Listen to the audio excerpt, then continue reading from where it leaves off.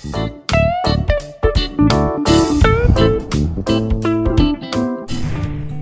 Crux के इस universe special episode में आपका स्वागत है। इस एपिसोड में आप जानेंगे अनंत ब्रह्मांड और हमारे अपने सौरमंडल से संबंधित कुछ बड़े ही इंटरेस्टिंग फैक्ट्स और जानेंगे उनके पीछे छुपी अद्भुत जानकारियों को। मैं हूं गौरव और चलिए शुरू करते हैं ब्रह्मांड की सैर कुछ बहुत ही रोचक और ज्ञानवर्धक जानकारियों के साथ।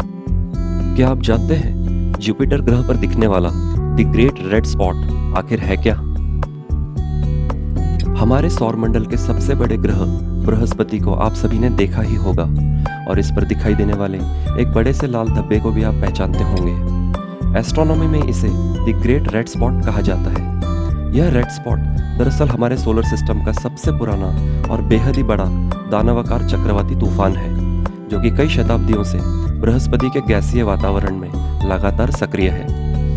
बृहस्पति ग्रह के दक्षिणी गोलार्ध में लगातार एंटी क्लॉकवाइज घूमते गैसीय बादलों का ये चक्रवाती तूफान आकार में इतना बड़ा है कि यह पृथ्वी या उससे लगभग 2 गुने बड़े ग्रह को भी आसानी से अपने अंदर पूरा का पूरा समा सकता है।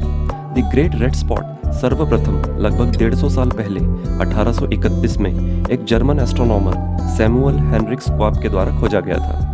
आज भी भारत समेत दुनिया भर के एस्ट्रोफिजिसिस्ट इस तूफान का अध्ययन कर रहे हैं, जिससे सौरमंडल के इस गैसीय दानव के चरम वातावरण के बारे में अधिक से अधिक जानकारी प्राप्त कर सकें।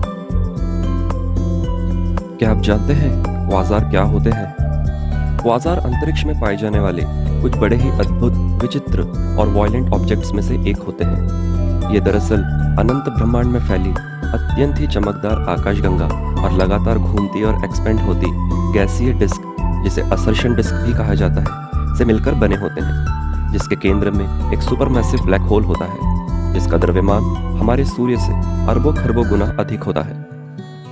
क्वासार बेहद ही एक्टिव होते हैं और ये अपने केंद्र के आर पार लगातार हाई एनर्जी रेडिएशन जेट उत्सर्जित करते रहते हैं, जो कि इलेक्ट्रोमैग्नेटिक स्पेक्ट्रम की संपूर्ण सीमा में फैला होता है।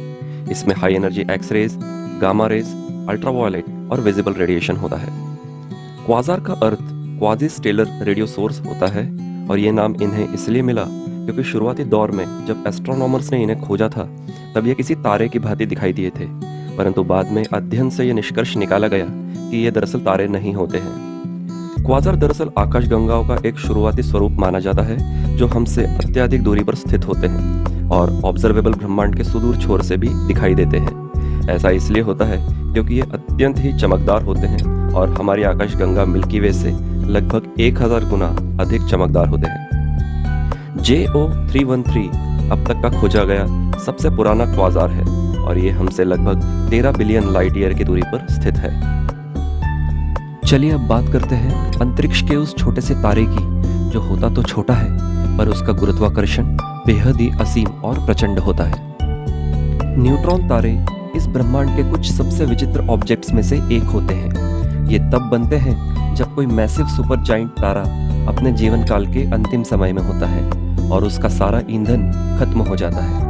तब वह एक सुपरनोवा के रूप में एक्सप्लोड हो जाता है, जिसके कारण उसका कोर अपने प्रचंड गुरुत्वाकर्षण बल के कारण प्रत्येक इलेक्ट्रॉन और प्रोटॉन को क्रश करते हुए पूर्णतः न्यूट्रॉन्स में कोलैप्स होने लगता है।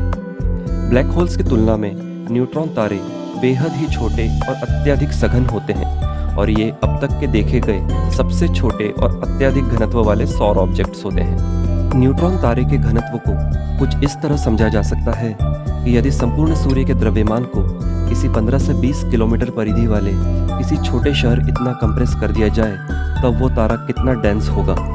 इस परिस्थिति में न्यूट्रॉन तारे के एक शुगर क्यूब इतने टुकड़े का वजन भी पृथ्वी पर लगभग 1 बिलियन टन या 900 बिलियन किलोग्राम होगा, जो कि पृथ्वी के सबसे ऊंचे पहाड़ माउंट एवरेस्ट से भी ज्यादा होगा। सामान्यतः न्यूट्रॉन तारे इनविजिबल होते हैं क्योंकि ये कोई विकिरण उत्सर्जित नहीं करते, परंतु कुछ विशेष परिस्थितियों में ये एक्सरेज या फिर अन्य इलेक्ट्रोमैग्नेटिक विकिरण उत्सर्जित करते हैं, जिससे इनको खोजना आसान हो जाता है। इनके इन्हीं विजिबल रूपों को पल्सार और मैग्नेटार कहा जाता है। हबल टेलीस्कोप द्वारा अब तक का खोजा गया सबसे पास का न्यूट्रॉन स्टार RxJ 18563533754 है, जो पृथ्वी से लगभग 200 लाइट ईयर दूर स्थित है। ये तारा दक्षिणी कॉन्स्टलेशन कोरोना ऑस्ट्रेलिस में सुपरसोनिक जेट से लगभग 100 गुना अधिक तेजी से गतिमान है और एक अनुमान के अनुसार आने वाले 5 लाख वर्षों में यह पृथ्वी से 170 लाइट ईयर्स की सुरक्षित दूरी से गुजर जाएगा। क्या आप जानते हैं गैलेक्टिक कैनिबलिज्म क्या होता है? इसे समझने के लिए पहले यह जानना होगा कि कैनिबलिज्म दरअसल होता क्या है। कैनिबलिज्म शब्द जीव जगत से लिया गया है जिसका अर्थ होता है स्वजाति भक्षण, यानी एक ही जाति के किसी जीव द्वारा उसी जाति के किसी दूसरे जीव को खा लेना। चलिए समझते हैं कि अंतरिक्ष में यह किस प्रकार होता है। गैलेक्टिक कैनिबलिज्म अंतरिक्ष में होने वाली एक दीर्घकालिक प्रक्रिया होती है जिसमें विशाल आकाशीय समूह जो कि आकाशगंगाएं होती हैं अपने चरम गुरुत्वाकर्षण के प्रभाव में इंटरेक्ट करती हुई अंततः आपस में मिल जाती है और एक बड़े आकाशीय समूह का निर्माण करते हैं जो आकार में बेहद वृहद और असमान होते हैं। उत्तरी कॉन्स्टेलेशन कैसियोपिया और पेगासस के मध्य और एंड्रोमेडा कॉन्स्टेलेशन में एक धुंधली सी आकृति दिखाई देती है। इसे M31 या फिर एंड्रोमेडा आकाशगंगा कहा जाता है। लगातार किए जा रहे अध्ययनों से यह तथ्य सामने आया है कि हमारी आकाशगंगा मिल्की वे आने वाले समय में एंड्रोमेडा गैलेक्सी में पूरी तरह से समा जाएगी और एक अलग ही तरह की बेहद वृहद और नई आकाशगंगा का निर्माण होगा। अंतरिक्ष में आकाशगंगाओं के इस प्रकार के टकरावों के परिणाम स्वरूप बड़ी आकाशगंगाओं द्वारा छोटी आकाशगंगाओं को अपने अंदर समाकर नई आकाशगंगाओं के निर्माण को ही एस्ट्रोनॉमी में गैलेक्टिक कैनिबलिज्म कहा जाता है। चलिए जरा अब बात करते हैं हमारी अपनी पृथ्वी को लेकर। क्या आप जानते हैं जियोमैग्नेटिक स्टॉर्म्स क्या होते हैं और ये क्यों आते हैं? जियोमैग्नेटिक स्टॉर्म पृथ्वी के मैग्नेटोस्फीयर में पाया जाने वाला एक अस्थायी डिस्टरबेंस होता है जो कि सूर्य से आने वाली high energy solar wind, shockwave और सौर मैग्नेटिक फील्ड के इंटरफियरेंस के कारण होता है। सूर्य की सतह पर होने वाले डिस्टरबेंसेस संपूर्ण पृथ्वी पर अपना असर डालते हैं। इनमें मुख्यतः solar flare, solar mass ejection, high speed solar wind और हाई एनर्जी सोलर पार्टिकल्स कुछ ऐसी घटनाएं होती हैं जो सीधे तौर पर पृथ्वी के वातावरण पर अपना प्रभाव डालती है। पृथ्वी के ध्रुवों पर दिखाई देने वाली रोशनी भी इसी सोलर डिस्टरबेंस का एक रूप होता है।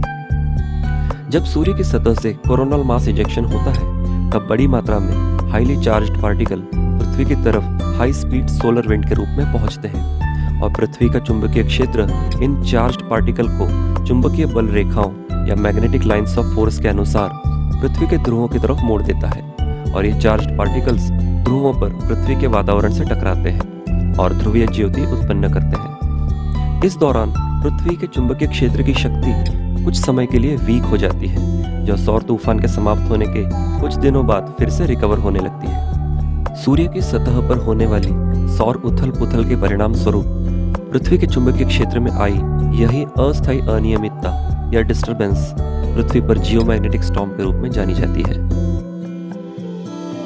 तो दोस्तों, फैक्ट ट्रक्स का ये एपिसोड आपको कैसा लगा कमेंट करके ज़रूर बताएं और यदि ये एपिसोड आपको पसंद आया होगा तो इसे लाइक ज़रूर करें और शेयर करें। यदि आप चैनल पर नए हैं तो सब्सक्राइब करना न भूलें। तो चलिए मिलते हैं नए एपिसोड में कुछ नए और इंटरेस्टिंग फैक्ट्स के साथ।